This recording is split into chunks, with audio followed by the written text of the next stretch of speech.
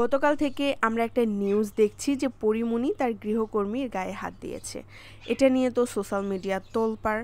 তবে এই বিষয়ে পরীমনির গৃহকর্মী এবং পরীমনি দুজনেই মুখ খুলেছে, দুজনার কথাই শুনলাম।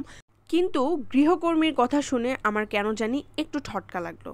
কোন বিষয়ে ঠটকা লাগলো সেটাই আপনাদেরকে বলছি, এবং এই বিষয়টা শোনার পরে আপনাদের কি মনে হয়েছে সেটাও আপনারা কমেন্টে জানাতে একদম ভুলবেন না। গৃহকর্মী বলছে বাচ্চা কান্না করতেছিল আর সে নাকি বাজারের লিস্ট করতেছে। গৃহকর্মীর সব কথা যদি বাদ দেই, এই একটা কথার ভিত্তিতে যদি আমি কথা বলি যে বাচ্চা কান্না করতেছে অথচ সে বাজারের লিস্ট করতেছে।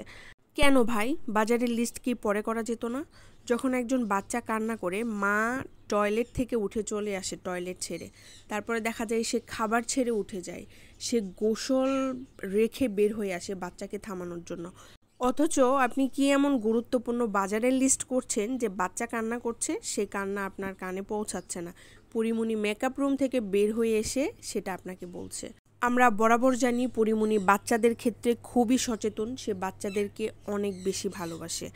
শুধু পরীমনি না, সব মাই বাচ্চাদেরকে ভালোবাসে। আর উনি যেভাবে বলতেছে ওনাকে নাকি এত এত মাইর দিছে, বাট ওনার শরীরে ওইরকম কোনো চিহ্নই দেখতে পেলাম না। তবে যদি পরীমনি এই কাজটা করে থাকে, এই কাজটা অবশ্যই খারাপ করেছে। কিন্তু ঢাকা শহরের বুয়াদের যে ব্যবহার, কিছু বলার নাই, সবাই জানে।